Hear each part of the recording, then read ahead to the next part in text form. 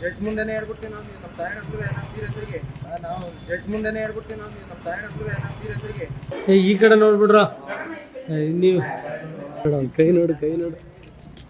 ಕೈ ಇಳ್ಸ ಗಾಡಿ ಬಂದೈತೆ.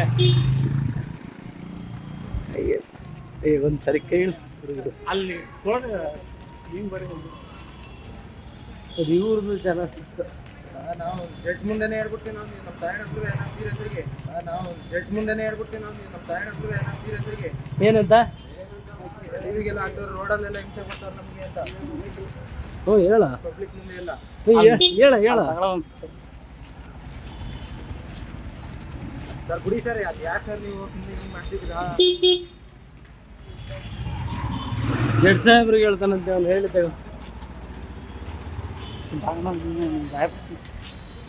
ಈಗ